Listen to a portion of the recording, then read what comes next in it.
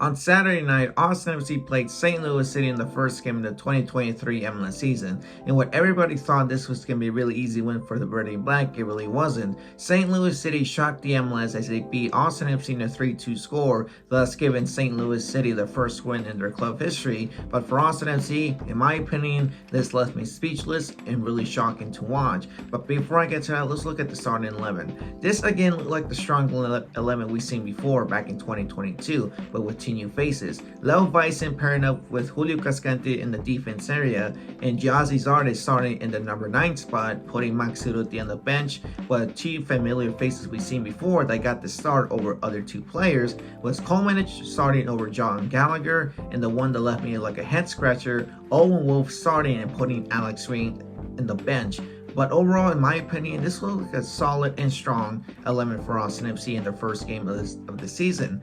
But the entire game, you guys, it was just confusing to watch. Really shocking and really sloppy because we've seen this type of Austin FC before.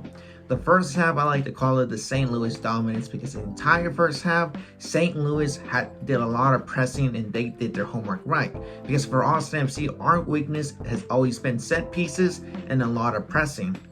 Because, for example, Julio Cascante picked up an injury. He was grabbing his groin or he was grabbing his thigh, so it could be one of those two injuries. So hopefully he feels better. Comes in Kip Keller. Keller has not seen any minutes since last season. The last time we got to see him play was against the Rapids back in the 4th of July in a 3-2 comeback win. So we thought Keller's going to get some PT time, PT playing, and hopefully he does a better job. And hopefully he redeems himself or gets something out of it. But no, the entire time they would put a lot of pressure on Keller, and that's what happened. The first goal came from a set piece, a corner kick, that when Stu got out early, and Keller did not man mark the St. Louis player who scored the first goal for them. So after that 1-0 score, Austin FC again looked sloppy with their passing, with the dribbling, with the run, and with the defense, that until before the second half, Driussi, our MVP finalist, our captain, our leader, scores a chip. I thought at first it wasn't going to go in, but that chip was well timed that Leo Bison made his first assist of his season with Austin FC, and Gabe Drews hit his first goal to start up to give us a tie before the half. So we were back at it, and I said to myself, Austin FC, second half, we're back to being a second half team. Then the second half starts and Austin FC looks way different. In the first 20 minutes of the second half, Austin FC had a lot of momentum, a lot of creativity, and a lot of chances to be made. There are both wingers, Rigoni and Fagundes, did a lot of outrunning and great dribbling towards and against the St. Louis City players. At one point, we got to see how Rigoni is worth the $4 million when he outran the 2v1 situation against two St. Louis City players. He outran them with great dribbling, that he did a lot of crossing, that at one point that cross was going to Zardes and Zardes was going to make a goal, but he didn't do it well because he was trying to do a backheel goal. The thing is that Zardes, in my opinion, he looked sloppy in this game. He looked slow and he just wanted to be standing the entire time. I would say start Urruti in the next game against Montreal because Urruti is someone who likes to link up both offense and defense moments, and he can pair up easily with Driussi. And plus, Urruti can break through any pressuring against any team. Like for example, how St. Louis City did a lot of pressing against Austin FC. Urruti should have been the right player to put in that situation. But then our substitutions come in. Gallagher comes in for Kolmanich. This game, Kolmanich looked slow as hell as always. I think ever since Gallagher took his spot, Kolmanich just didn't feel like, winning his spot back, being sloppy and being lazy with his runs and with his crossings. So Gallagher comes in, he creates more momentum and more support for the Verde and Black. That at one point, a great assist from Diego Fagundes gives it to Gallagher. Gallagher scores a goal. Austin FC is 2-1 up. In that point, Gallagher was a key substitution player because he will be anywhere at this point. He would have been breaking as well with Danny Pereira, who had a great game. Both of them could at least break the barrier of any high pressing and counter pressing of St. Louis. Now let's talk about the Kip Keller pass. Before this happened, Austin FC's back four with Stu was put under pressure the entire time because there was 4 St. Louis City players in that box that they had to time their pass right. Bison had the ball, then Bison gave it to Danny Pereira, and in that area, Alex Ring was there to support Danny Pereira. Then Danny Pereira passed the ball in perfect time. Then now Alex Ring gave the ball to Kip Keller, and Kip Keller ran like around 10 to 15 yards.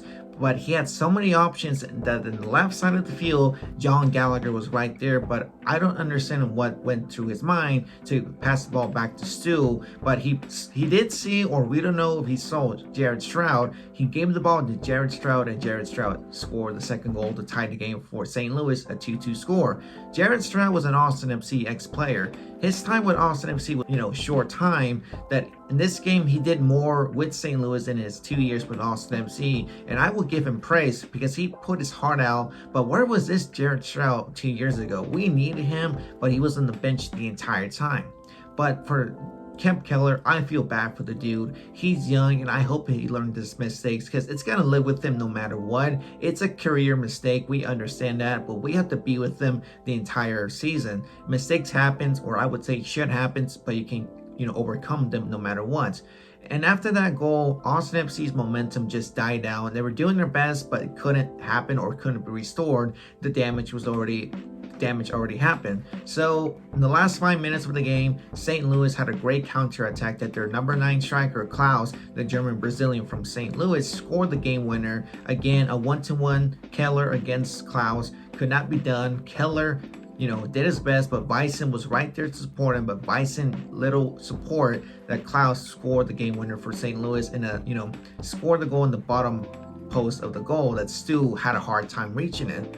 And 3-2, St. Louis wins their first game in their first historic year, or first historic game. As Austin FC, there's still a lot of work to be done. I would give credit to St. Louis that they did their homework right against us, and now this one game is going to affect us the entire season because our weakness is our back four and a lot of pressing.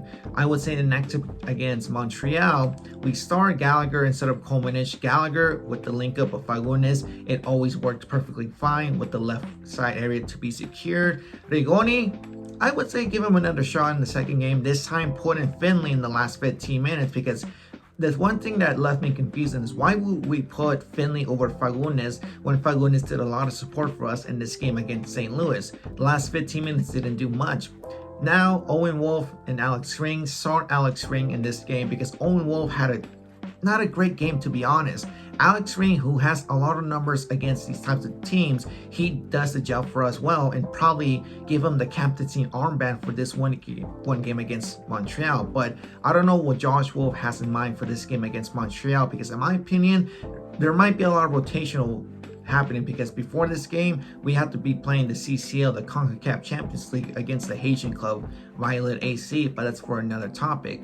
I feel gutted for what happened to Kip Keller, but I hope he understands his mistakes and overcome it. But we still got a long way to go, you guys. I hope you guys understood this video. To be honest, I was left speechless after witnessing a lot of mistakes Austin FC did in this one game against St. Louis on Saturday night. But we've seen it before. It's an endless cycle of the mistakes Austin FC will do, and hopefully they will, improve better and outcome those mistakes that they won't do in the future. But we gotta see, because this is gonna be the longest season in Austin FC's history with the 3 competitions. But let's see what happens, you guys. I'll be back here with another preview match. This one is Austin FC versus Club Football Montreal, and I'll do my best to give the information even though it's the second game of the season. But overall, I hope you guys enjoyed this video. My name is Vanilla Mexican 17, and I'll catch you guys on the next one.